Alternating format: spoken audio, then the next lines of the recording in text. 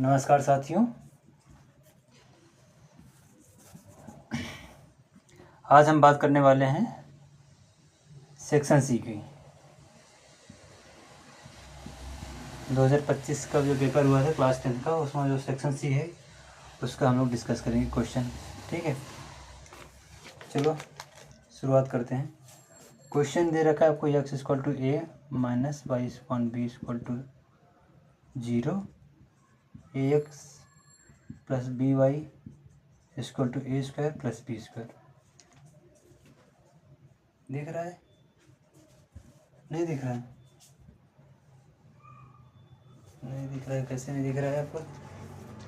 थोड़ा सा वेट कर लीजिए, आपको दिखाई देगा। जस्ट वेट कर लीजिए, ठीक है। ओके, तो आपको एक क्वेश्चन दे रखी है,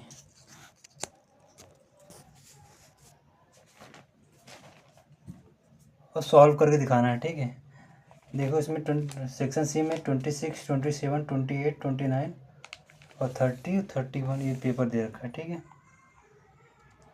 आप देख सकते हैं 26 का 2 क्वेश्चन दे रखा है आपको और करके। ए अगर एग्ज़ाम पेपर में तो दिया तो चाहे आप ए करते चाहे आप बी करते, तो हम यहाँ पे दोनों क्वेश्चन करेंगे। ठीक है, तो अब यहाँ पे बोला जाएगा जो है सॉल्व करो। सॉल्व करने मतलब क्या हो, एक्स और वाई की वैल्यू फाइंड आउट करना। कैसे करोगे? यहाँ पे 2 इक्वेशन दे रखा है, आराम से बनाओ। यहाँ पे करोगे b x minus A Y equal to 0। ठीक है, यहाँ सॉल्व कर लिया, और यहाँ पे ए बी आएगा तो ए बी मल्टीप्लाई हो जाएगा, b x minus A Y equal to 0। ठीक है, ये इक्वेशन बनेगा। इसको आप मान लो चाहे ए, इसको मान लो 2। ठीक है, सॉल्व करना है आपको। ठीक है, तो B x minus A Y equal to 0, तो आप यहाँ पे लिख लो B x minus A Y equal to 0। ठीक, 1 मिनट। ठीक है, तो आप उनने देखा क्या, बी एक्स माइनस ए वाई कैसे आया था। ठीक है, ये इक्वेशन फर्स्ट मान लो, इक्वेशन 2 मान लो। ठीक, सॉल्व कैसे करेंगे? अब कैसे कैंसिल आउट करना पड़ेगा ना, मगर कोई कैंसिल आउट हो रहा है? नहीं हो रहा है, तो आप क्या कर सकते हो, माइनस ए वाई है, इसमें हम लोग क्या कर सकते हैं, बी से मल्टीप्लाई कर सकते हैं। बहुत साइड इक्वेशन मल्टीप्लाई किया जा सकता है, कर सकते हैं। यहाँ पे भी क्या कर सकते हो, यहाँ पे माइनस बी ए वाई आ जाएगा, अब यहाँ पे ए से मल्टीप्लाई कर दो बोथ साइड। ठीक है, जब आप सॉल्व करोगे तो यहाँ से यहाँ पे आएगा A square X A B Y इसको टू यहाँ पे A square plus B square, A ही राइट कर दो, कोई इशू नहीं है। ठीक है, और यहाँ पे मल्टीप्लाई करो, क्या आएगा, b square x minus A B y equal to, दिख रहा है? अब इसको ऐड कर लोगे, तो ऐड करोगे तो क्या होगा, ये प्लस ए बी वाई है minus A B Y cancel out हो जाएगा। यहाँ ऐड करोगे क्या आएगा, A square X plus B square Y, और यहाँ पे सॉरी यहाँ पे एक्स ही ना, एक्स ही रहेगा। ठीक है, यहाँ पे क्या होगा, ए स्क्वायर प्लस बी स्क्वायर ए, दिख रहा है आपको?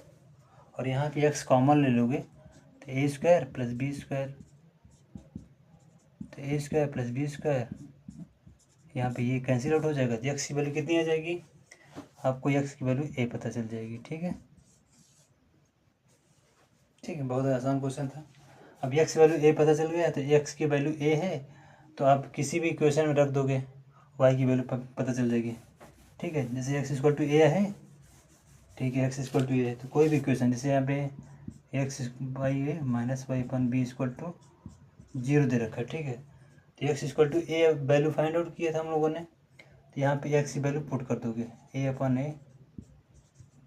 ठीक है, 0 तो 1 हो जाएगा, तो 1 उधर जाएगा तो -1, minus minus cancel out, y equal to b. तो आपको सॉल्यूशन बोला गया तो एक्स और वाई की वैल्यू फाइंड आउट करना पड़ेगा। ठीक है, तो आपका आंसर क्या है, एक्स वैल्यू ए आ गई और वाई की वैल्यू बी आ गई। बहुत आसानी से हो गया। ठीक है, क्वेश्चन देख लीजिए एक बार। ठीक, 26 का ए। ओके। उसके बाद 26 का बी, आप देख लीजिए क्वेश्चन, वीडियो पॉज करके आप देख सकते हो, ठीक है। इसमें क्या दे रखा है, इसमें देखो यहाँ पे 2p minus 1 X p minus 1 Y दे रखा है, 2p प्लस 1, एक इक्वेशन मान लो first 3x Y equal to 1, इसको इक्वेशन मानो 2, ठीक है। दो इक्वेशन दे रखा है आपको, 2p minus 1 x plus p minus 1 y equal to 2p plus 1। आपसे क्वेश्चन क्या पूछा है, आप क्वेश्चन देख सकते हैं, क्या बोला जा रहा है, for what value of p will the following system of linear equation have no solution, ठीक है। तो इसमें p की कौन सी वैल्यू होनी चाहिए जिसके लिए हमारा इसका कोई भी सॉल्यूशन ना हो, ठीक है। तो आपने क्या पढ़ रखा है, जैसे a1x b1y plus c1 equal to 0 होता है, a2x b2y c2 equal to 0, ये इक्वेशन होता है, ठीक है। इस फॉर्मेट में अगर लिखा रहे और आपसे पूछा जाए कि नो सॉल्यूशन हो, नो सॉल्यूशन के लिए क्या कंडीशन होती है कि a1 upon a2 b1 upon b2 और does not equal to c1 upon c2, तो ये हमारा कंडीशन फॉलो होना चाहिए, ठीक है। b1 upon b2 does not equal to c1 upon c2। तो आपको आपसे क्या पूछा गया, p की कौन सी वैल्यू नहीं होनी चाहिए, तो p की वैल्यू कौन सी नहीं होनी चाहिए, आप इसको ले सकते हो, देखो इतना ही पार्ट ले लो, कैसे देख रहे हो ना, b1 upon y b2 equal to c1 upon c2, तो यहाँ से y के कोफिशिएंट p माइनस 1 है, यहाँ पे y का कोफिशिएंट 1 है, तो p minus 1 upon 1 does not equal to c1 upon c2 था ना, तो यहाँ पे प्लस प्लस है, तो ये इधर है कोई इशू नहीं, ठीक है। सॉरी, ये 2p प्लस 1 1, और दोनों इधर लेके जाओगे तो माइनस माइनस रहेगा ना, तो c1 की वैल्यू कितनी आ जाएगी, माइनस 2p प्लस 1 और c2 की वैल्यू माइनस 1, ठीक है। तो माइनस माइनस कैंसिल आउट हो जाएगा, 2p प्लस 1 1 ही लोगे ना आप, देखो यहाँ पे c1 अपॉन c2 एक साइड है, ठीक है। तो ये वाला अगर 2p प्लस 1 है और यहाँ पे प्लस c1 दिखाना है, तो इधर लेके जाओगे तो माइनस में आएगा ना, तो मगर हमारा अगर हम लोग जो स्टैंडर्ड फॉर्म में लिखा रहता है प्लस c1, तो c1 की वैल्यू क्या आएगी, माइनस ब्रैकेट के अंदर 2p प्लस 1, और c2 की वैल्यू क्या हो जाएगी, माइनस 1, ठीक है। आप यहाँ पे पुट करोगे तो माइनस माइनस कैंसिल आउट हो जाएगा, ठीक है। अब यहाँ पे p की वैल्यू फाइंड आउट कर लो, ठीक। तो p की वैल्यू जब फाइंड आउट करोगे तो यहाँ पे क्या आएगा, माइनस 1 2p माइनस 1, तो p की वैल्यू क्या हो गया, -2, p की वैल्यू -2। तो पूछा गया है आपसे, for what value of p will the following system of linear equation have no solution. p की -2 की वैल्यू, मतलब p की वैल्यू -2 नहीं होनी चाहिए, ठीक है, क्योंकि -2 पे नहीं होनी चाहिए, हैव नो सॉल्यूशन, ठीक। समझ में आता है, for what value of p will the following system of linear equation have no solution, p की कौन सी वैल्यू है जिसपे हमारा लीनियर इक्वेशन की कोई सॉल्यूशन ना हो, तो p की वैल्यू -2 नहीं होनी चाहिए, ठीक है। और कौन सी होनी चाहिए, तो ये हमारा क्या था, b1 upon b2 c1 upon c2 था, उससे मैंने कहा p की वैल्यू -2 नहीं होनी चाहिए, फॉर नो सॉल्यूशन। और यहाँ पे देखो a1 अपॉन a2 से भी तो कर सकते हैं ना, 2p minus 1 upon 3 b1 upon b2 करो, यहाँ पे 2p माइनस 1 3p माइनस 3, तो वहाँ पे -1 प्लस 3, तो p की वैल्यू कितनी आ गई, p की वैल्यू 2, मतलब क्या हुआ, p की वैल्यू अगर 2 होगी तो इसका कोई भी सॉल्यूशन नहीं आएगा, ठीक है, क्लियर। p की वैल्यू 2 हो तो इसका कोई भी सॉल्यूशन नहीं आएगा। क्लियर? ठीक ठीक है।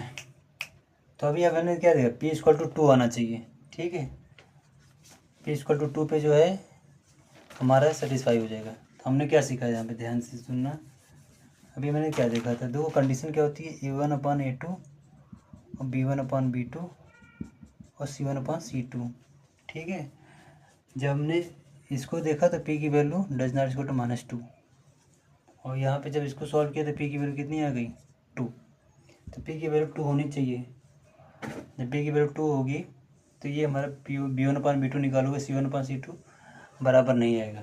ठीक है, तो p की वैल्यू 2 पे ही क्या होगा, हमारा कोई भी सोल्यूशन नहीं आएगा। ठीक है, कैसे देखो, यहाँ पे p की वैल्यू अगर 2 लेते हो तो यहाँ पे देखो p-1 और यहाँ पे 1 डज नॉट इक्वल c1/c2 होता ना, 2p + 1/1। यहाँ पे p की वैल्यू क्या आई थी, 2 आई थी। यहाँ पे चेक करो 1/1, यहाँ पे 2, तो 5 आ गया। तो p इक्वल टू 2 पर हमारा क्या है, वैल्यू सेटिस्फाई कर रहा है। ठीक है, तो b1/b2 does not equal to c1/c2 हो रहा था, और p की वैल्यू 2 पर ही हमारा a1/a2 इक्वल टू b1/b2 हो रहा था ना। तो वो क्या होता है, कंडीशन होता है जहाँ पे सॉल्यूशन नो, मतलब कि कोई भी सॉल्यूशन नहीं फाइंड आउट होता है। ठीक है, तभी तो ये क्वेश्चन करा रहा हूँ मैं। जब इसको क्लास में, जब इसकी थ्योरी क्लास ली जाएगी तो आपको अच्छे से और भी बताया जाएगा। ठीक है, आई होप आपको समझ में आ चुका होगा। ठीक है, ठीक। उसके बाद क्या है, क्वेश्चन नंबर 27 है। ठीक, आप देख सकते हैं, बोला गया if the point Q is the equidistance from the point P and R then find the value of x। Equidistance है, मतलब कि Q हमारा एक पॉइंट है और P पॉइंट है और यहाँ पे R पॉइंट है। तो Q से P के डिस्टेंस और R मान लो यहाँ पे, तो R और Q के बीच का डिस्टेंस, दोनों डिस्टेंस इक्वल है। तो इक्वल वाला डिस्टेंस का फार्मूला क्या होता है बताओ, √x2 - x1 का होल स्क्वायर y2 - 1 का होल स्क्वायर। ठीक है, तो यहाँ पे देखो 2 पॉइंट है, एक Q की वैल्यू कितनी है यहाँ पे देखो, दिख रहा है नहीं, Q की वैल्यू दे रखा है यहाँ पे 0,1, P की वैल्यू क्या दे रखा है आपको 5, -3। ठीक है, R की वैल्यू दे रखा है x, 6। अब डिस्टेंस निकालो यहाँ पे, x2 - x1 तो 25, y2 - y1 -3 - 1 का होल स्क्वायर, तो 25 + 16। ठीक है, तो कितना आएगा, 25 + 10 141 हो जाएगा। ठीक है, और यहाँ पे Q और R के बीच का डिस्टेंस, ठीक, Q और R के बीच का डिस्टेंस कितना होगा, x - 0 का होल स्क्वायर + 6 - 1 का होल स्क्वायर। ठीक है, समझ बात आ रही है, यहाँ पे x², यहाँ पे 25 का होल स्क्वायर। बहुत साइड स्क्वायर कर सकते हो ना, बहुत साइड स्क्वायर करोगे तो क्या होगा, 41 = x² + 25 आ जाएगा। ठीक है, यहाँ से माइनस करोगे तो जब माइनस करोगे यहाँ पे 16 आ जाएगा, x² वैल्यू कितनी हो जाएगी, 16 आ जाएगी, x वैल्यू कितनी हो जाएगी, 4 आ जाएगी। ठीक है, तो आप आसानी से निकाल सकते हो ना। यहाँ पे क्वेश्चन नंबर बोला था, अब find the distance Q and R and PR। तो QR की विषय, अब Q का पॉइंट पता है, R का पॉइंट पता है, निकाल लोगे, √x2 - x1 का होल स्क्वायर + y2 - 1 का होल स्क्वायर कर लोगे ना, ये वाला फार्मूला, तो आप डिस्टेंस निकाल सकते हो, बहुत आसानी से हो गया। ठीक है, उसके बाद यहाँ पे क्वेश्चन नंबर 28 है, sin θ - 2 sin क्यूब थीटा, यहाँ पे 2 cos cube theta cos theta है, और यहाँ पे tan थीटा को प्रूव करना है। LHS को हमको RHS के इक्वल करना है। कैसे करोगे, सॉल्व करो, यहाँ पे sin थीटा कॉमन ले लो, 2 साइन स्क्वायर थीटा हो जाएगा, ठीक है। और यहाँ पे 2 कॉस, यहाँ पे कॉस थीटा कॉमन ले लो, फार्मूले आपको पता होना चाहिए। यहाँ पे क्या होगा, 1 हो जाएगा, ठीक है। अब देखो 2 साइन स्क्वायर थीटा को हम लोग ब्रेक कर सकते हैं, क्या कर सकते हैं, ब्रेक। तो ब्रेक करोगे क्या होगा बताओ, यहाँ पे 1 minus sine square theta minus sine square theta किया जा सकता है कि नहीं। और यहाँ पे 2 कॉस स्क्वायर थीटा को हम लोग क्या करेंगे, ब्रेक कर देंगे, ठीक है। ये हो गया, ठीक। तो cos square theta plus cos square theta. अब ध्यान सुनो, 1 माइनस साइन स्क्वायर थीटा क्या होता है, कॉस स्क्वायर थीटा होता है, ठीक है, क्लियर। तो यहाँ पे 1 minus sine square theta cos square theta, तो यहाँ पे मैंने क्या रख दिया, कॉस स्क्वायर थीटा, क्लियर। अब देखो यहाँ पे 1 कॉस स्क्वायर थीटा -1 है, ठीक है। इसकी वैल्यू क्या होगी, यहाँ से लेकर यहाँ तक माइनस साइन स्क्वायर थीटा, ठीक है। तो यहाँ पे माइनस साइन स्क्वायर थीटा रखोगे, ठीक है। जब आप सॉल्व करोगे तो ये हमारा यहाँ से लेकर यहाँ तक कैंसिल आउट हो जाएगा। तो साइन थीटा अपन कॉस थीटा है, तो साइन थीटा अपन कॉस थीटा की वैल्यू कितनी आती है, tan थीटा ही तो आता है। ये प्रूविंग हो जाएगा आपका। ये क्वेश्चन नंबर 28 हो गया, बहुत आसानी से हो गया, ठीक है। थोड़ा स्पीड में करा रहा हूँ आपको, आई होप आपको समझ में आ रहा होगा, ठीक। अब क्वेश्चन पूछा गया है कि ये जो है एक क्लॉक है, ठीक है। इसकी मिनट हैंड की जो है लेंथ है वो 14 सेंटीमीटर है, ये मिनट हैंड है, ठीक है। और ये जो है मिनट हैंड हमारा 5 मिनट चलता है, ठीक। जो मिनट हैंड है वो 5 मिनट चलता है, ठीक है। तो उसके बाद ये जो एरिया बना रहा है ना, ये आपको एरिया पूछा जा रहा है। जो मिनट वाली है, मतलब हमारे क्लॉक में क्या मिनट हैंड होती है, आवर हैंड होती है, सेकेंड हैंड होती है। तो मिनट हैंड जो है वो 5 मिनट चलती है, ठीक है। तो 5 मिनट जब चलती है तो ये इतना स्पेस बनाता है ना, यही एरिया पूछा जा रहा है आपसे। कैसे करोगे, सिंपल सी बात है। देखो सर्किल है यहाँ पे, मिनट हैंड यहाँ चलेगा यहाँ से यहाँ तक, ठीक। तो ये 5 मिनट चलता है, क्या 5 मिनट। आपको पता होना चाहिए कि जो मिनट हैंड होती है 1 मिनट में 60 डिग्री घूमता है। 1 मिनट में जो मिनट वाली हैंड होती है वो 60 डिग्री, तो 5 मिनट में कितना हो जाएगा, तो 30 डिग्री। यहाँ पे 30 डिग्री बना है, ठीक है, कोई इशू। और रेडियस तुम्हें पता होना चाहिए, ठीक है। ये हमारा 14 सेंटीमीटर दे रखा है। तो जाहिर सी बात है यहाँ पे इसका एरिया कैसे निकालोगे, इसका एरिया ऐसे निकालोगे, पाई r स्क्वायर अपॉन 3, सॉरी अरे यार कैसे निकालोगे। तो देखो सिंपल सी बात है, 360 डिग्री किसके इक्वल होता है, पाई r स्क्वायर। 360 डिग्री में टोटल एरिया हो जाता है, तो 1 डिग्री में क्या होगा, पाई r स्क्वायर अपॉन 360 डिग्री।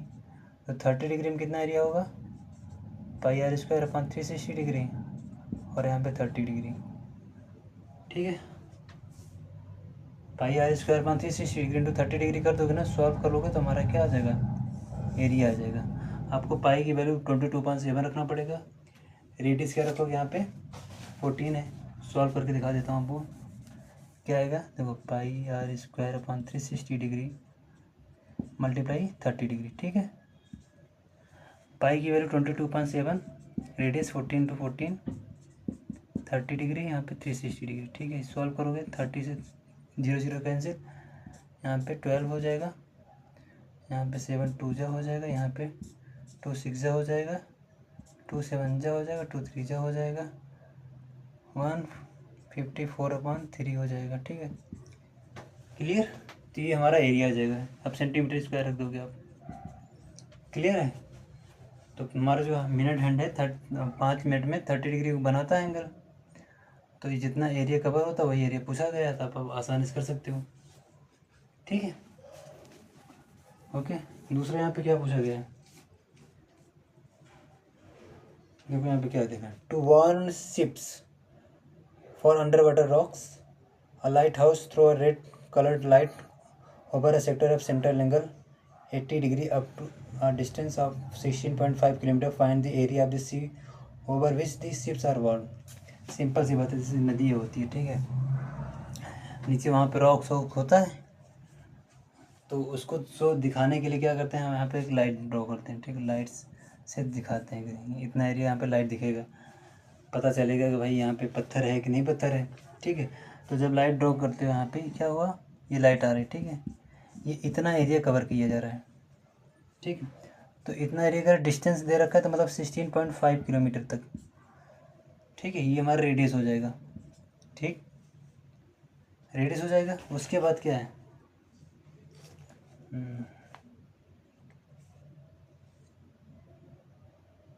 और यहाँ पे जो एंगल बन रहा है देखो यहाँ पे, एक्चुअली फिगर ऐसे बनेगा, ठीक है हमारा, ठीक, लाइट जाएगी तो इतना एरिया हमारा कवर होगा, ये 80 डिग्री है, ठीक है।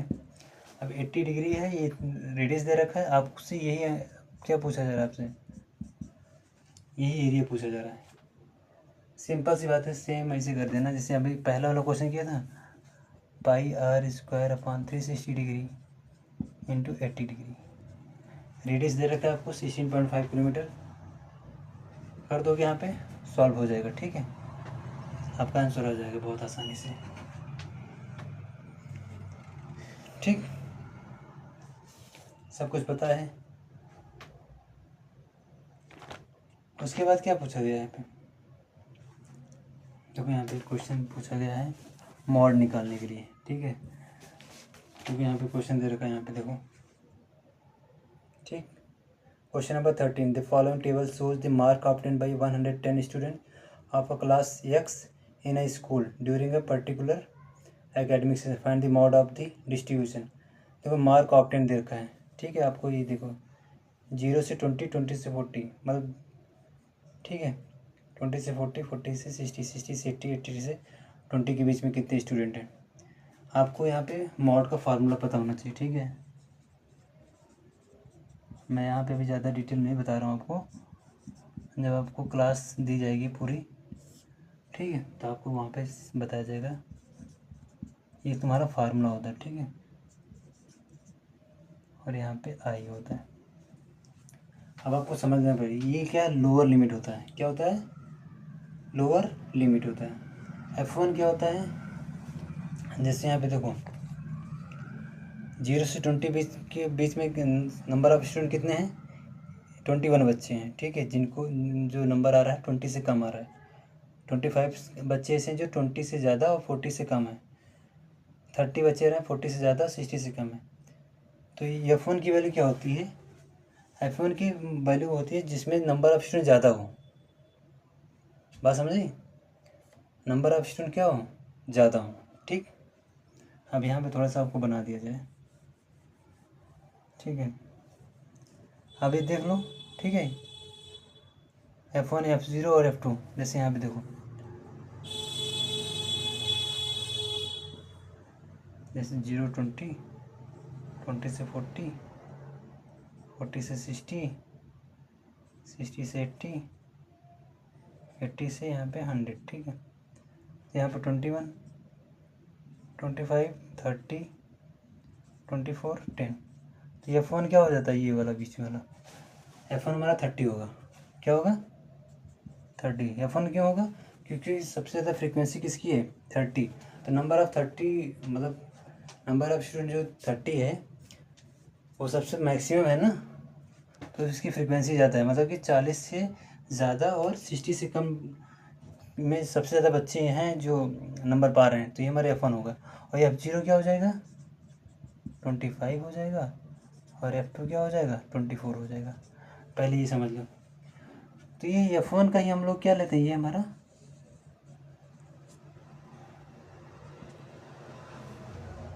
ये वाला हम लोग कंसीडर करते हैं, ठीक है। तो जहाँ पे हम लोग जो फार्मूला लगाया था वहाँ पे एल की वैल्यू क्या हो जाएगी, एल की वैल्यू 40 हो जाएगी, ठीक है। और एक हमारा आई था, आई क्या होता है, रेंज होता है, क्या होता है, रेंज, जैसे यहाँ पे जो गैप है ना 0 20 के बीच में गैप कितना है, 20 का, 20 40 के बीच में 20 का, तो यहाँ पे जो डिफरेंस आ रहा है वही हमारा आई होता है, तो आई कितने हो जाएगा, 20, ठीक है। तो F1 क्या होता है, जैसे नंबर ऑफ़ स्टूडेंट ज़्यादा है किसमें, जो 40 से ज़्यादा और 60 से कम नंबर है तो हम F1 कंसीडर करेंगे। F1 से पहले को हम लोग F0 मानेंगे, F1 के बाद F2। ठीक है, ये तुम्हें पता होना चाहिए। और फिर उसके बाद हमको जो मॉड वाला फार्मूला पता है, L plus F1 minus F0 two F0 minus F2 into I. ठीक है, सॉल्व कर लोगे, यहाँ पे वैल्यू पुट करोगे, F1 पता है F0। ठीक है, बात समझ नहीं? देखो यहाँ पे समझ लेना, यहाँ पे ये डिनोमिनेटर में है, ये प्लस अलग से है और यहाँ पे आई मल्टीप्लाई हुआ है। ठीक है, तो आप यहाँ पे जब वैल्यू पुट करके सॉल्व कर लोगे तो हमारा मॉड की वैल्यू आ जाएगी। ठीक है, जैसे यहाँ पे एल कितनी आई थी, 40 आई थी।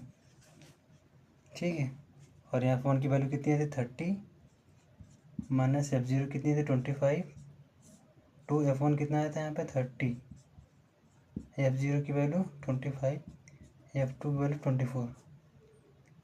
ठीक है, अब यहाँ पे आई की वैल्यू कितनी आएगी, 20। अब इसको सॉल्व नहीं करा रहा हूँ। ठीक है, अब सॉल्व नहीं करा रहा हूँ, इसको सॉल्व कर लेना आपको। ठीक है, बस ये मॉड आ जाएगा आपको। है बहुत इजी क्वेश्चन। ठीक है, आप सॉल्व करोगे तो आंसर आ जाएगा। अब एक क्वेश्चन यहाँ पे जल्दी से बता दीजिए, प्रूव करना है। जैसे यहाँ पे एक पैरेललोग्राम है, ठीक है, और इसी के अंदर एक सर्कल सब्सक्राइब मतलब कि बनाया गया है। तो आपसे पूछा जा रहा है कि ये मतलब क्या है। यहाँ पे देखो क्वेश्चन देख सकते हो आप, यहाँ पे लास्ट का 31 prove that parallelogram circumscribing a circle is a rhombus. ठीक है, तो मतलब क्या है यहाँ पे, मान लो PQRS है, PQRS है। ठीक है, ये PQRS है। अब ये जो है एक सर्किल बनाया गया है, आपसे ये पूछा जा रहा है, पैरेललोग्राम है, यहाँ पे देख रहा है, ये एक पैरेललोग्राम है। ठीक है, तो PQRS पैरेललोग्राम है। PQRS क्या है, पैरेललोग्राम है। तो आपसे पूछा जा रहा है कि अगर हम लोग सर्किल ऐसे बनाते हैं, सर्कमस्क्राइबिंग करते हैं, तो ये जो हमारा रोम्बस, ये जो पैरेललोग्राम है, ये क्या बनने वाला है, रोम्बस। तो आपको प्रूव करना है कि हमारा रोम्बस है। तो रोम्बस की प्रॉपर्टीज़ पता होना चाहिए। रोम्बस की प्रॉपर्टीज़ क्या होती है कि all sides are equal, all sides are equal. अगर हम लोग प्रूव कर दें कि इसके सारे साइड्स इक्वल हैं तो हम बोल सकते हैं कि हमारा PQRS क्या होगा, रोम्बस है। ठीक है, कैसे इक्वल करोगे, पहले तो आपको पता होना चाहिए PQ इक्वल टू क्या है, RS, और PS इक्वल टू क्या होगा, QR होगा नहीं होगा, बताओ। ये गिवन है नहीं गिवन है, क्यों भाई, ऑलरेडी बोला जा रहा है पैरेललोग्राम है। क्या बोला जा रहा है, पैरेललोग्राम है, तो ये होना चाहिए। ठीक है, यहाँ पे ऐसे बनाओ। ठीक है, अच्छे से बनाओ ना भाई इसको। ठीक है, मतलब टच करते जा रहा है। ठीक है, आपको यहाँ पे कुछ भी नाम लिख दो। यहाँ पे A लिख सकते हो, B लिख सकते हो, C लिख सकते हो, D लिख सकते हो, ABCD। ठीक है, अब हमको प्रूव क्या करना है, हमको ये प्रूव करना है कि जो हमारा चारों साइड्स हैं, मतलब PQ, QR, RS और यहाँ पे PS इक्वल होगा। ठीक है, चलो कैसे करोगे, देखो PA इक्वल टू क्या होगा, PD हो सकता है। AQ किसके इक्वल होगा, AQ हो जाएगा हमारा BQ के। हो सकता है भाई, क्यों नहीं हो सकता। आपको पता होना चाहिए जब हमारा सर्किल बनाते हैं, यहाँ से कोई टेंजेंट ड्रॉ करते हैं, तो दो टेंजेंट किसी पॉइंट पे होता है, तो दो टेंजेंट की लेंथ क्या होती है, इक्वल ही तो होती है। तो यहाँ पे अगर हमारा P हमारा एक्सटर्नल पॉइंट है, तो यहाँ पे दोनों को टच कर रहा है ना, तो यहाँ पे PA और PD की वैल्यू क्या होगी, इक्वल ही तो होगी। ठीक है, AQ इक्वल टू BQ और BR इक्वल टू क्या होगा, RC, और यहाँ पे SC इक्वल टू SD होगा। ठीक है, बात समझ आई ना। सर्किल पर अगर हम लोग टेंजेंट ड्रॉ करते हैं किसी बाहरी पॉइंट से, तो दोनों टेंजेंट की लेंथ क्या इक्वल होती है ना, तो बस वही कंडीशन लगा दिया। ठीक है, अब क्या होगा, अब हम लोग क्या बताएं तुमको, अगर हम लोग एक side P Q equal to हम लोग पी क्यू आर प्रूव कर दें, पी क्यू और क्यू आर कैसे करोगे, बी आर कहाँ है यहाँ पे, सॉरी, बी आर ओके और बी क्यू, चलो हम लोग बी आर को ऐसे भी तो लिख सकते हैं ना, B R equal to R C, है कि नहीं, बी क्यू बी आर, ठीक, और ए क्यू और क्या हुआ,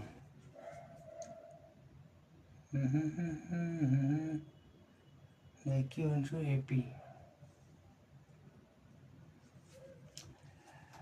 अब इसमें हम लोग इक्वल कर देंगे तो ना, जैसे P Q equal to P Q R हम लोग इक्वल कर देंगे तो सारी चीज़ें हो जाएंगी, ठीक है। एक काम करते हैं हम लोग जो है इसको ऐड कर देते हैं, ठीक है, चारों, जब चारों ऐड करो क्या होगा यहाँ पे, पी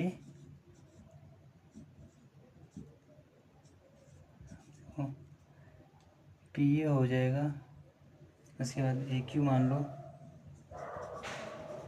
ठीक है, और यहाँ पे पी ए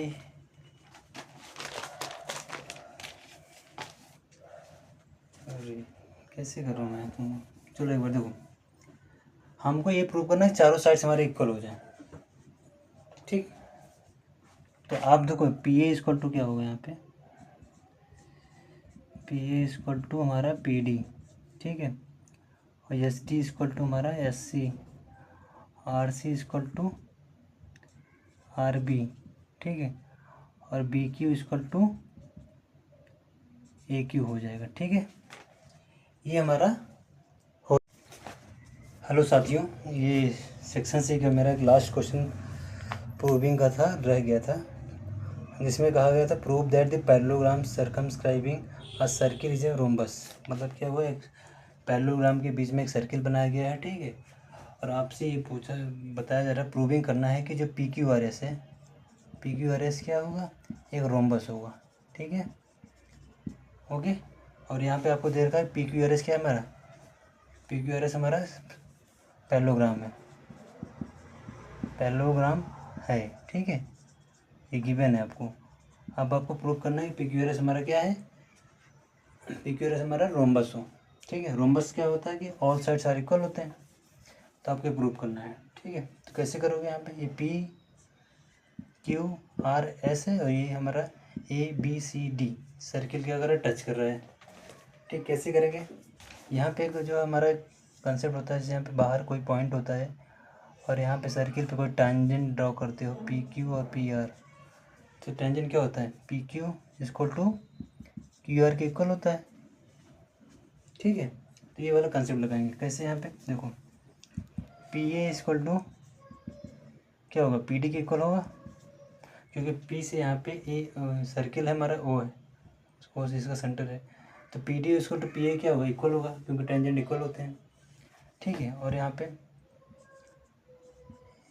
ए क्यू और बी क्यू, ए क्यू और बी क्यू भी हमारा इक्वल होगा, क्योंकि क्यू से हमारा जो सर्किल पे टेंजेंट ड्रॉ किया जा रहा है, ठीक है, और उसके बाद क्या होगा, पी डी, और यहाँ पे देखो एस सी इक्वल टू क्या होगा, एस डी, देखो यहाँ पे एस सी और एस डी इक्वल होगा, ठीक है, और यहाँ पे आर बी और यहाँ पे आर सी, ठीक है, ये इक्वेशन हमारा 1 2 3 और ये 4, 4 इक्वेशन हो गए आपको, ये सब इक्वल हो रहा है, समझ में आ रहा है ना, किसी भी सर्किल के बाहर अगर किसी पॉइंट से हम लोग क्या कहते हैं टेंजेंट ड्रॉ करते हैं तो इक्वल होता है, अब इसको सबको इक्वल करोगे, तो P A plus A Q plus S C plus R C, ये सब इक्वल मतलब ऐड करो, बी क्यू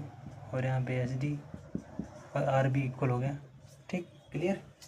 अब देखो P A plus A Q, P A plus A Q क्या हो जाएगा, पी क्यू हो जाएगा, और S C SC plus RC कितना हो जाएगा, SR हो जाएगा। और यहाँ पे PD प्लस SD कितना हो जाएगा, PS हो जाएगा। और यहाँ पे BQ प्लस RB कितना हो जाएगा, QR हो जाएगा। ठीक है। अब देखो PQ और SR इक्वल होगा भाई, पैरेललोग्राम में क्या होता है, अपोजिट साइड इक्वल होते हैं। तो PQ इसको SR है, तो यहाँ पे PQ प्लस SR मतलब हम लोग SR की जगह PQ रख सकते हैं, नहीं रख सकते, तो PQ हो जाएगा। तो PQ प्लस PQ 2PQ हो गया। और यहाँ पे PS प्लस दिख रहा है, नहीं दिख रहा, PS प्लस QR, तो PS और QR इक्वल होगा। तो यहाँ पे PS और QR की जगह हम लोग PS रख देते, तो यहाँ पे क्या होगा, 2PS हो जाएगा। आई होप समझ में आ रहा है आपको। तो 2 से 2 कैंसिल हो जाएगा, PQ इसको टू क्या हो जाएगा, PS हो जाएगा। तो हम लोग क्या प्रूव कर लिया यहाँ पे, PQ इक्वल टू, हमने प्रूव किया कि PS हमारा इक्वल आएगा। जब PQ इक्वल टू PS है, और जाहिर से PS किसके इक्वल होगा, PS हमारा QR के इक्वल होगा ना, क्योंकि हमारा पैरेललोग्राम है। ठीक है। तो PQ हमारा PS हमने प्रूव किया, PS की जगह QR कर सकते हैं, और PQ की जगह हमारा PQ हमारा SR की इक्वल ही होगा। ऐसे क्या हुआ, चारों साइड इक्वल हो गए। तो चारों साइड इक्वल हो गए तो क्या होगा, ये हमारा रोम्बस हो गया। ठीक है। तो सेक्शन C था। पिछले वाले वीडियो में क्या होता है, सेक्शन C का एक लास्ट क्वेश्चन था, वो जो है वो छूट गया था। ठीक, छूट गया था, वो वीडियो कट गया था। ठीक, आई होप आपको ये समझ में आ चुका होगा। ठीक है, अब हम लोग सेक्शन D की बात करेंगे, बाद में बात करेंगे, अभी तो नहीं। ठीक, चलिए, वीडियो अगर पसंद आई हो तो लाइक करें, कमेंट करें, सब्सक्राइब करें। Thank you.